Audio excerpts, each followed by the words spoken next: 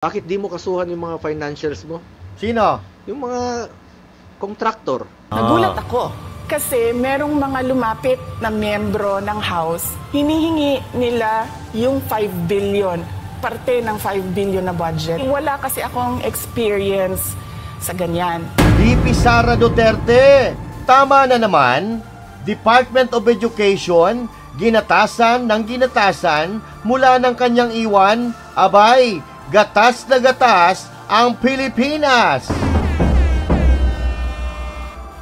Oo ba, no? Baban. O, totoo yan. So, for 2025 po, out of 1,700 na dapat gawin, 22 pa lang po ang completed. Fire in the hole talaga to. Senator Bongo, sinagot ang isinampang kaso ni Antonio. Aba, ang daming pera ni Antonio. Pero, sino kaya ang nagpopondo? Yung araw na ito, ano? nag-file tayo ng Ano? case Ay, galing. laban kay Duterte, kay Bongo, sa tatay ni Bongo, at sa kapatid niya. Anomalous projects. Ang issue po dito, ghost projects. Yun? Panagutin niyo po yung dapat panagutin. Kilala ni Sir Miami, sir. Kilala niya kung sino yung mga contractors talaga. Romualdez at Saldico hindi na makatatanggi sa ebidensyang isinapubliko. Aba, ano na naman kaya ang script nila dito? Alakpakan sila. Thank you. Nangako na po si Speaker at ang Chairman ng Appropriations. Thank you. Nangako na po si Speaker, ha? Department of Education. Pag-uusapan po natin yan, mga kababayan. Maya-maya. Lamang. Yan ang Banateros, boses ng ordinaryong Pilipino. Banateros ay walang makakaawan. Para lagi ang updated. Ako nga pala si Bidaya ng mga oposisyon sa kasalukuyan ko. At sabi ng galit na galit ang mga damuhan ng Pangulong Duterte. Kung hindi ka pa nakakapag-subscribe, isubscribe mo na yan. At eto na nga, magandang araw mga banateros at sa mga kababayan kong Pilipino na ginagatasan ng mga korap na politiko sa iba't ibang panig ng mundo. Ako po si Master Judea, tayo po'y nagbabalik para pag-usapan ang mahalagang balita na nangyayari sa ating bansa para pasakitin ang ulo ng mga magnanakaw sa gobyerno. Pero bago po tayo magsimula, huwag kakalimutan na mag-subscribe sa ating channel, mag-like, mag-share at mag-comment sa ating mga video. Yan ha. Okay, so eto na nga mga kababayan. Sundalong kanin, abay lakas ng loob kinasuhan si Bongo. Yung kaso na ito mga kababayan, matagal na po itong ibinasura ng ombudsman Oo. At ito pa rin ang isasampa niyang kaso ngayon. Same as useless. Nanguulol na talaga to. Ngayon mga kababayan, umarangkada na naman ang sundalong kanin. Ito, si Trillanes po, pinabuksan niya yung bank accounts ni PRRD dati. Wala siyang napatunayan. Dati, si Pulong Duterte, dinadawit niya. Sabi niya, sindikato daw ng droga. Hindi naman niya napatunayan. At ngayon, inuulit na naman niya ang kanyang katangahan. Yung araw na ito, nag-file tayo ng case Ay, galing. laban kay Duterte, kay Bongo, sa tatay ni Bongo, at sa kapatid niya. Ito ay tungkol sa 7 billion pesos worth of infrastructure projects na in-award nila Bongo at Duterte doon sa tatay at kapatid ni Bongo, at ito ay bawal at covered ito sa plunder law. 7 billion pesos ito at simula ito nung mayor pa si Duterte hanggang nagpresidente. Kaya alam naman natin na magkadugtong ang bituka ni Bongo at Duterte. Kaya hindi niya pwedeng ipagkaila na hindi na impluwensyahan ito. Tapos, yung senador na si Bongo, ganun din. Kahit na senador siya pa rin ang as the alter ego of Duterte. Matindi talaga yan. Talagang siya pa rin yung special assistant. Kaya ito ay maliwanag na violation sa ating batas. Tapos? Kaya natin siya nakasuhan. Kaya naman pala back channeling to, China.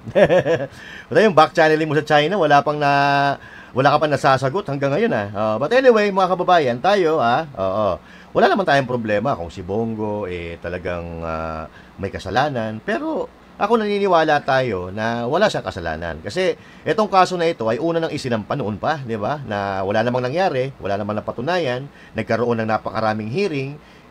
Senador pa nga siya noon di ba? Senador pa si Trillanes noon. Pero hindi niya napatunayan yung kanyang inaakusa kay Duterte, kay Senator Bongo, sa pamilya nito. Pero sa atin, kung may mapatunayan, wala, hindi naman natin tinotolerate yan. Pero naniniwala tayo na malinis ang konsensya dito ni Senator Bongo. Pero ito, sa tingin niya lang ito sa tingin niya, ni Trillanes. Sa tingin niya mananagot dito si Senator Bongo. Sa tingin niya. Sa tingin niya, inaward daw ni Duterte at ni Bongo, sa tatay at kapatid ni Bongo, yung project, di ba? Tingin lang niya. Wala na. Grabe, no? Grabe ang pagkahumaling ni Trillanes sa mga Duterte, kay Bongo at sa mga kaalyado na mga Duterte. Alam nyo, hindi lang napagbigyan. Abay, ayan, bira na ng bira. Ang siste kasi, mga kababayan, ulitin natin dati kasi, nung eleksyon, lumapit itong si Trillanes kay President Duterte, ay kay Mayor pa nun, si Digong, no? Para siya ay maging kaalyado, kasi gusto niyang tumakbo ng vice presidente. Lumapit siya ngayon kay Duterte, kasi alam niyang malakas si Duterte. Hindi pinansin. Tinawanan lang ni Digong. Kaya, ayan, bitter na yan ngayon. Yan. Pero hayaan nyo na, pagbigyan natin, kasi baka gustong humabol sa barangay election, di ba? Malapit na ata ang barangay election, baka tatakbong kagawad, ngayon nagpapasikat para kahit paano yung pangalan niya hindi makalimutan ng tao. Natalo ito sa pagka-mayor diyan sa Caloocan. Okay? So, wala nang kasawa-sawa, wala kadala-dala, gusto magpatalo na naman. Alam mo, Trillanes, kahit kagawad, hindi ka mananalo. No. Itanim mo yan sa puso mo, sa utak mo, lagi kang matatalo. Wala kang laban na may papanalo. Di ba? Ito, basahin po natin yung mga pangyayari, mga kababayan. Yung kaso ni Trillanes, dinismiss ng DOJ, kung saan, si Remulla ang secretary. Now, naging ombudsman si Remulla. Ngayon, ombudsman si Remulla, nag-file ngayon ng kaso si Trillanes kay Bongo, kay Duterte, at sa pamilya nito.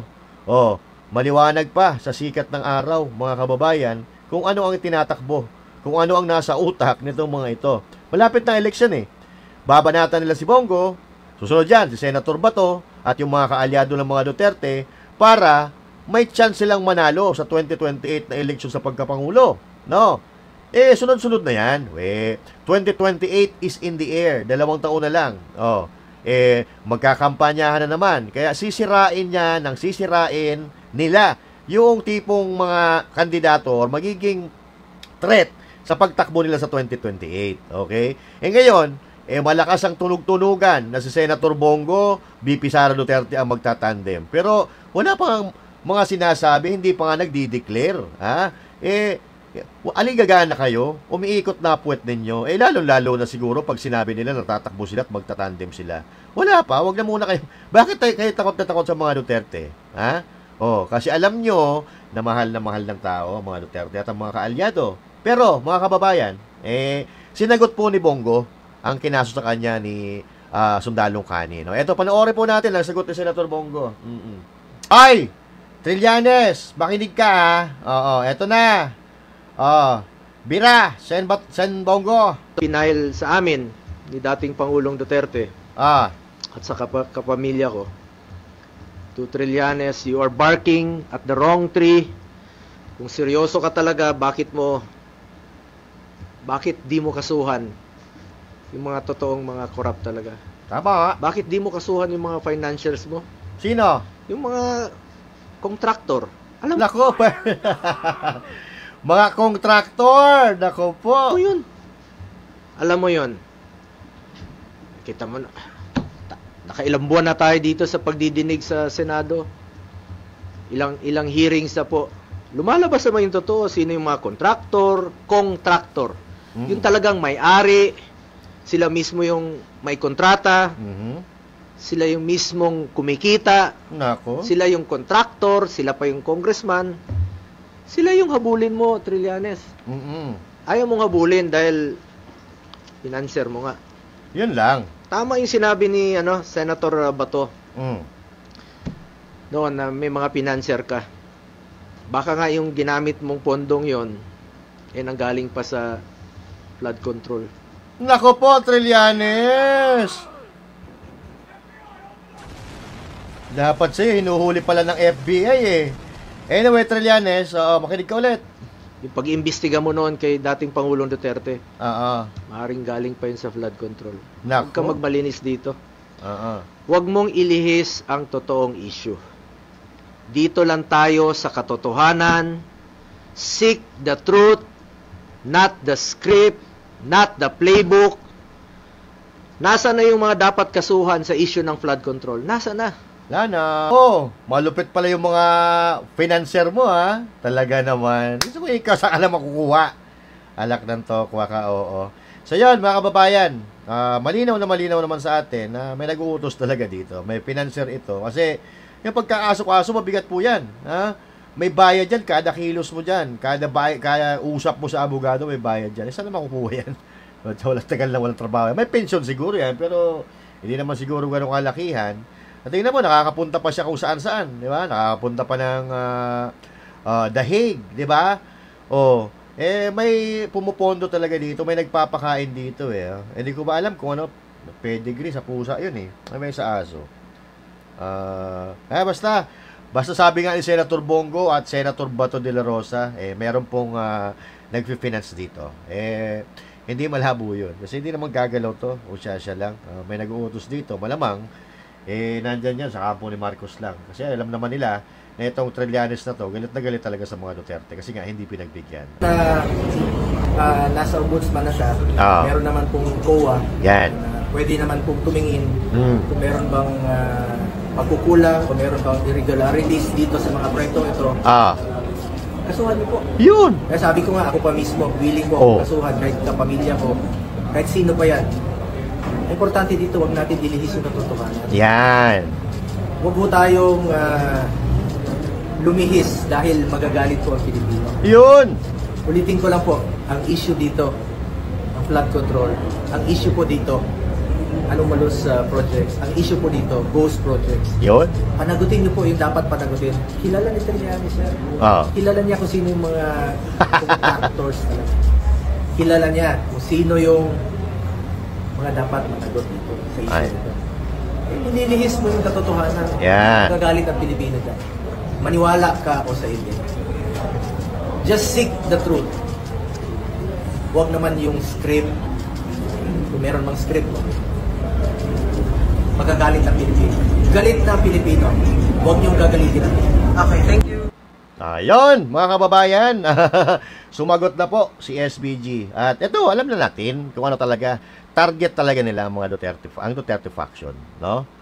Sabi nga ni Senator Bongo, huwag niyong galitin ang mga Pilipino. Galit na nga, ginagalit niyo pa eh. Alam na ng Pilipino yan, di ba? Wala naman naniniwala sa kanila eh.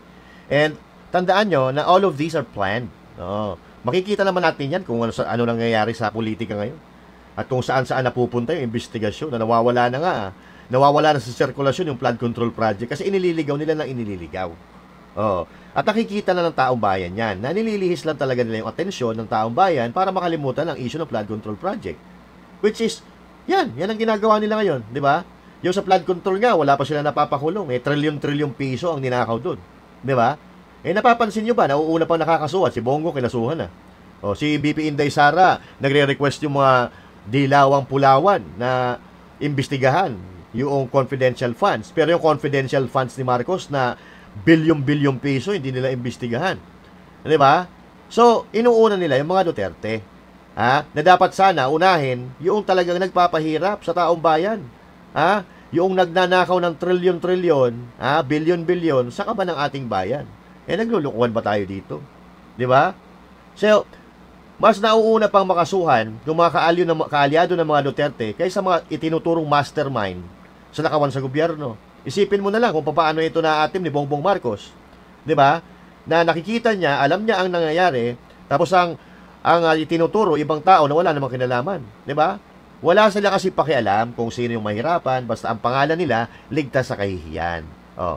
Pero wala na, it's too late. No matter what they do, wala namang maniniwalang Pilipino, sirang-sira ng pangalan nila, 'di ba? wala nang maniniwalang Pilipino sa kanila. May tanong ako, sino paniniwalaan mo? Si Trillanes o si Bongo? Si Trillanes wala nang ambag yan sa Pilipino Wala nang ambag yan sa mundo. Si Bongo, halos sa araw-araw na ginawa ng Diyos, makikita mo puro pagtulong sa tao.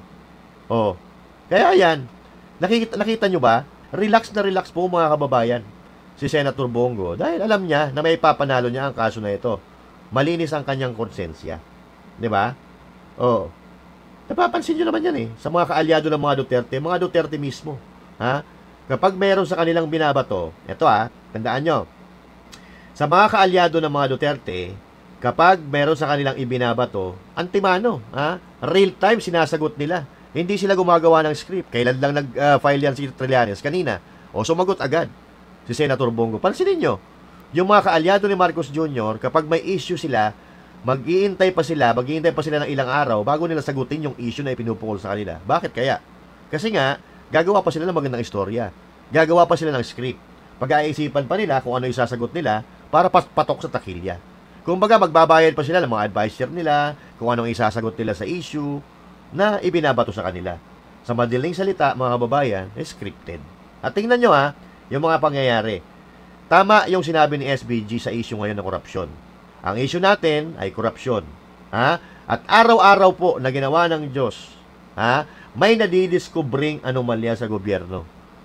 Nahirap na silang sagutin kasi lubog na sila sa kahihiyan. Kahapon, yung pinakita natin, doble-doble po ang pondo sa iisang proyekto. May mga double funded na project na ginawa ngayon, tapos ngayong taon din magkakaroon ng rehabilitation. Ano yun? Naglolokohan ba tayo? Tapos ngayon, iimbestigahan nyo yung 19 kopong-kopong pa na mga inirereklamo na naibasura na nga, dati pa. At ngayon, mga kababayan, may bago na naman. Ano ba yung mga ahensya na naisiwalat ng mga nagnakaw? DPWH, DOH, Custom. At ngayon, may bago. May bago na naman. Anak ng tokwa, hindi nyo ba talaga pagpapahingahin ng Pilipinas sa inyong pagnanakaw? So ladies and gentlemen, let's all welcome Department of Education Corruption. Palakpakan. Ilan na po ang nagawang classroom ng DPWH for 2025? At ilan po yung projected na magagawa po ninyo for 2025? Ayan. Mr. Chairman, let me just get the information. For sige. 2025 po, ang... Tagal Ito ba, no? Baban. Totoo yan. So, for 2025 po, out of 1,700 na dapat gawin, 22 pa lang po ang completed. Fire in the hole talaga to.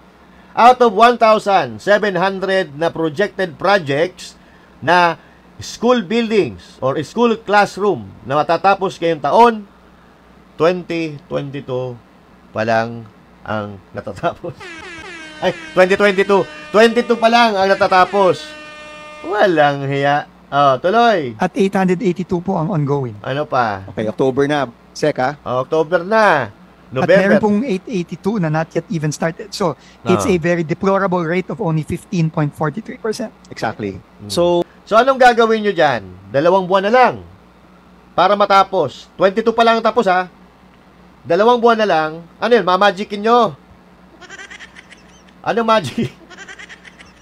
Baka Lego maitayo nito mga to Ayan kasi, Secretary Vince, mukhang dito ka na makakalbo Putang, payat mo na dati, tapos lalo ka pumayat ngayon. Putang, problema nakaatang sa balikat mo, grabe. Nasaan na si Bunuan? Si Bunuan, yung dating secretary ng Department of Public Works and Highway, putang, sarap na siguro ng buhay ngayon. Siguro pa-abroad na lang. Di ba? Pa-abroad na lang. Parang absuelto. Walang kasalanan. Pero ito school building, classroom. Sa 1,700 na itatayo, 22 pa lang ang naitatayo. Walang hiya yan talaga. Ito po kasi yung ito yung resulta ng mga issues natin with the agency, our issues with flood control. Sipin nyo po, Sec, naging priority ang flood control for the past year. No? As a national... Hindi nag-viral to Oo, yung kay nag-viral yung double project double funded project. Ito kasi si Bam Aquino walang gustong manood dito Pero ito tama naman, may punto naman si Bam Aquino Oo, kasi corruption na naman ito Infrastructure. If you look at the budget, practically 1/3 ng budget ng DPWH dapat sa flood control. At ngayon tinanggal na yan. Alam natin, maganda po 'yon. But when you look at our classrooms, 22 completed for 2025 is not even, you can't even explain that, di ba? Wala pa sa 1/4 even just saying it, sumasakit po yung puso ko na 22 lang po yung nagawang classroom. Grabe, Ang current classroom backlog ho natin ay 146,000. By 2028, if we continue at this rate, aabot ho tayo ng 200,000. Malamang. No? So, Sec, anong gagawin natin dito? 22 classrooms ang nagawa po ng DPWH October na po 2025. We will have to find a way to fast track it. But I think the more important question, Mr. Chairman, is bakit 22 lang ang nagagawa? At yan po ay kailangan nating malaman. At bakit ang cost ng delay? Pondo ba? O proseso ba? Kailangan po nating malaman yan. And I will, makikipagtulungan po ako kay Secretary Angara para mapabilis natin at maghanap tayo ng catch-up plan. Kasi po, hindi nga... Ayaw pang tumbukin ano pa ang dahilan dyan? Diba? Kompleto pondo niyan. Nakita naman natin yan sa GAB 2025. Yung Department of Education, pinag-anuhan pa nga yan, diba? Pinag-diskusyonan pa yan Kasi nga, mas malaki pa yung pondo ng ibang ahensya sa Department of Education. Na dapat sana, mas malaki ang pondo sa Department of Education kasi dapat yun ang pinaprioritize. Edukasyon ng mga Pilipino. Diba? So ano pa ba ipapaliwanag natin dito? Kulang sa pondo? Saan napunta yung pondo? October, it's magno-November na po, magpapasko na po. Tama. Kailangan po talaga mabilisan po ito. Kailangan natin dito magic. Kailangan magic. Kailangan magicin mo ito Secretary Dizon. Pucha, 2022, ilan ba hahabulin mo? 2022 tuloy. 22 out of 1,700. Walang hiya. So alam nyo na. Tama na naman yung sinabi ni BP Sara. Na kinukutungan ang Department of Education sa pamumuno niya dati. Naalala nyo ba yung sinabi niya dati? Pati DepEd kinukutungan ng mga buhaya. Paalala ko sa inyo kung ano yung sinabi ni BP Sara Duterte. Paalala ko sa inyo. Ang budget ng Pilipinas ay hawak lang ng dalawang tao. Hawak lang siya ni Congressman Zaldico at ni Congressman Martin Romualdez. Yan ang katotohanan. Ayan. Sino na naman may... Sino kaya may kasalanan dito? Walang hiya. Baka masisi na naman dito si BP Sara Duterte. Diba? Ano sabi ni BP Sara Duterte? Kinukutungan daw yung 5 billion na budget na pampatayo ng mga classroom sa Department of Education. Diba? Inday Sara was right all along. Ayaw nyo maniwala kasi. Mas naniniwala kayo dun sa mga gusgusi ng mga vlogger ni Marcos Jr. at ni Romualdez, ng mga bayaran. Doon sa mga tatanga-tanga pa rin hanggang ngayon. Ano pa ba gusto nyo marinig para matauhan kayo? Gusto nyo ba muna lumubog ang Pilipinas sa utang? Lumubog sa kahihiyan ng bansang Pilipinas para magising kayo sa katotohanan?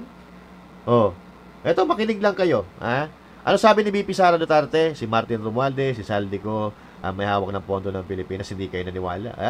Politika lang yan. Pero wag natin kakalimutan na ang pumipirma bago ma-release ang budget na yan ay walang iba kundi ang Pangulo ng Pilipinas. Siya ang nag-approve ng lahat bago manakaw ang kaban ng bayan. Ito pa. Yun yung maniwala Tagala. Happy Teacher's Day, ma'am. At sa ating napakagaling na political leader, Speaker ng House of Representatives, Speaker Martin Romualdez. Yun, palakpakan ng mga tanga. Sana daw madagdagan yung budget ng Department of Education, Mr. Speaker. Palakpakan sila. Thank you. Nangako na po si Speaker at Chairman ng Appropriations. Thank you. Nangako na po si Speaker. Department of Education. So, nangako. So, Speaker Romualdez, Chairman of Appropriations Zaldico, nangako. Bakit may papangako kung wala kang power na ibigay yung pera, di ba? So, napatunayan na natin dito na ang may hawak talaga ng pera ng pondo ng gobyerno ay walang iba kundi dalawang tao. Martin Romualdez, Zaldico, at aprobado ng Pangulo. Oo. Nagpalakpakan nga sila di ba? So, naniniwala na ba kayo kay VP Sara Duterte? So, yung pondo na ibigay nila, ano nangyari doon sa school building na 22 lang out of 1,700? Saan napunta? Alam niyo kung saan napunta? Naniniwala na ba kayo? Hindi pa. Sa tingin nyo, nabigay ba talaga yung pera ng mga hari ng pondo? Ano sa tingin nyo? Nabigay ba yung mga pinangako at para maging sunod-sunuran sila sa kanilang amo? Nabigay ba yung pangako? Kung naibigay yung pondo, ano nangyari? Saan napunta yung pondo? Ebidensya po ang pagsalitain natin. Sige, tuloy. Paulit-ulit na binabanggit ang delivery ng pera ay para sa kay Saldico na dapat at least 25%. Si Kong Marvin Rillo naman ay ilang beses na binabanggit ang pangalan ni Speaker Martin Romualdez bilang kanyang malapit na kaibigan. Parin the whole, 25. Sa tuwing umiinom kami sa Wine Story, sa BGC, at sa Shangri-La Mall, sinasabi pa ni Kong Rillo na lahat ng kanyang request para sa pondo ay galing pa mismo sa unprogrammed funds at insertion na inaaprubahan ni Speaker. Nako po. Ang tao ni Marvin Rillo na si Bogs Magalong ang pumupunta sa amin para kunin ang pera sa aming opisina o sa Wine Story. Si Kong Jojo Ang naman, lagi ring binabanggit sa lahat ng project sa kanya ay papondo ni Speaker at ni Saldico. Nako, Saldico na naman. Speaker Romualdez at Saldico. Ano pang kailangan nating patunayan? Ano pang kailangan nating hanapin? Kung pagdudugtong-dugtungin mo, kung pagdudugtong-dugtungin natin yung mga pangyayari, alam mo na kung sino yung mastermind Kung maayos lang yung pag-iimbestiga, walang pinagtatakpan, sigurado ako may nakakulong na ngayon. Okay? May napaparusahan na ngayon. Kaso nga, nagtatakipan sila. Diba? Pero ngayon, kung makikita nyo, yung pinag-iinitan nila, diskaya. Yung ibang kontraktor na pabor sa kanila, alagang-alaga nila, may mga pa-bodyguards pa. Diba? Nakita nyo kung gaano ka-unfair ang hustisya sa Pilipinas. Balikan po natin yung kanina. Diba? Nabuking kanina sa hearing, pinanood natin yung tanong ni Bam Aquino kay Vince Dizon. Ilan na daw ang natayo na projected? Sa projected, 1,700 projected school classrooms na itatayo for this year. Ilan na po napatayo? Balikan nga natin ulit. Ilan na po ang nagawang classroom ng DPWH? Ayan. For 2025. Ayan. At ilan po yung projected na magagawa po ninyo for 2025? Mr. Chairman, let me just get the information. For 2025 po, ang ano? Ito ba, no? Baban to. Natawa ka rin, for 2025 po, natawa ka rin, 1,700 na dapat gawin, 22 pa lang po ang completed at 882 po ang ongoing. Okay, October na. Seka? Kahit isama pa yung ongoing, wala pa rin Kulang pa rin Di ba? Wala pa sa kalahati kasi 1,700 Ongoing pa yun. Di pa natin alam kung ano pala natatayo doon. Kung poste pa lang ba, nauhukay pa lang ba. Tangina. Pati si Diesel natawa sa resulta. Langaya, Diesel, magtataka ka ba? Out of 1,700 classrooms, 22 pa lang ang nagagawa. October na. 2 buwan na lang, tapos na ang taon. Ano yun, mamagicin natin? May pag-uusapan pa po ba tayo dito? Kailangan pa po ba natin ipaliwanag yung dahilan kung bakit na atrasado itong mga proyekto na ito? Malamang, hindi naman matatapos to pagkatapos ng taon 22 pa lang Out of 1,700. Langaya, busog na naman ang mga buhaya dito. Busog na naman ang mga buhaya dito. Bakit? Ano kaya nangyari? Sabi ni Speaker Romualdez kanina, gano'n, nagtawanan pa sila. Oy, nangako na po si Saldico at si Martin Romualdez. Ang pondo ng Department of Education ay dadagdagan. Nung si BP Sara yung nandyan, binabawasan. Diba? Tapos, ngayon, na dinagdagan, 22 lang na paaralan ang nasa listahan. Walang hiya. Kailangan pa ba natin paliwanag? Kung ano nangyari? Balikan ulit natin. Sinabi ni BP Sara. Basa. Ang halimbawa ko dito, sa DepEd muna tayo. Sige. Sa Department of Education, ano po noong taong 2023, merong 5 billion na inapprove para sa classroom construction. Nagulat ako. Kasi merong mga lumapit na miyembro ng House, hinihingi nila yung 5 billion, parte ng 5 billion na budget. Wala kasi akong experience sa ganyan. May lumapit kay BP. Hinihingi yung parte ng 5 billion. Considering si BP Sara Duterte yan, na alam nila na hindi ito corrupt. Mayor ng Davao, walang utang ng Davao eh. 'Di ba? Pero sinubukan nilang kutongan. Sinubukan nilang kutongan. At yung unang dahilan kung bakit si VP Sara Duterte nag-resign. Kasi nga, kinukutungan nyo ang pondo ng Department of Education, hindi na kayo nahiya. Alam nyo na ayaw ni VP Sara Duterte yan, pero sinusubukan nyo na siya ay kutungan. Walang hiya. Ngayon pa kaya, sino ba naglagay kay Angara dyan? Di ba sila? Si Marcos, si Martin Romualdez? Sila pumili niyan. Kung si VP Sara Duterte, na alam nila na matuwid, hindi ko sinasabing hindi matuwid si Angara, alam nila na kinakalaban na ang administrasyon ni Marcos Jr., sinusubukan pa nilang kutungan. Paano na kaya kung sila mismo ang naglagay ng sekretary dyan? Ano sa tingin nyo mangyayari?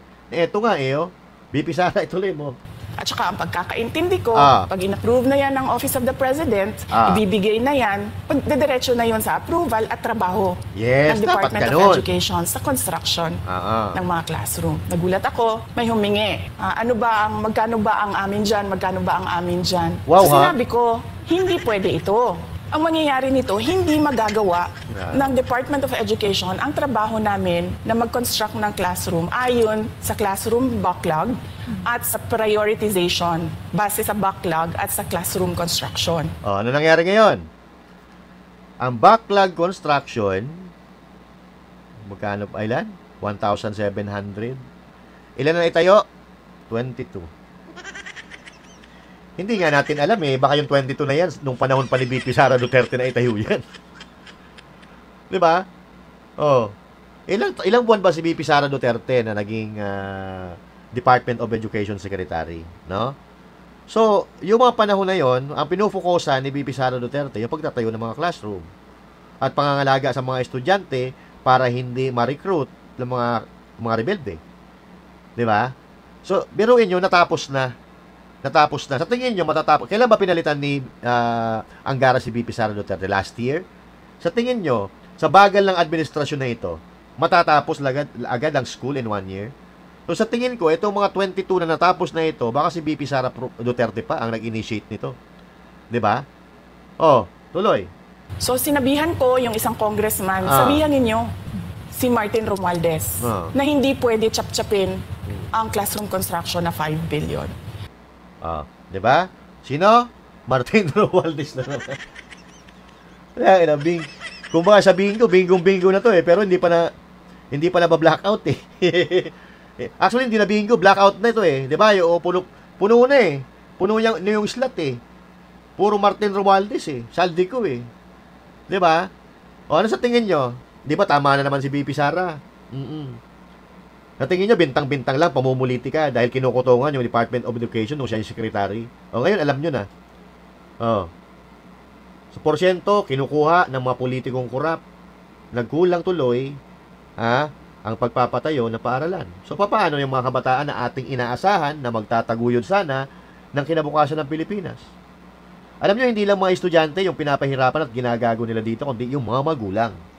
Yung mga magulang na halos magkanda kuba-kuba para makapaghanap buhay, para mayroon silang pampaaral at maitusto sa pag-aaral ng kanilang mga anak, wala, ayan, ninanakaw lang. 'Di ba? Pero malalaman mo Malalaman mo kung ano talaga nangyayari. At malalaman mo sa kabila ng pagpupursige ng mga magulang at ng mga mag-aaral na matapos ang kanilang pag-aaral, umaasa na mayroong suporta na manggagaling sa gobyerno, wala pala. Pati yung classroom nga, hindi na itatayo 'Di ba? Tapos malalaman mo, wala palang kinabukasan yung mga anak mo.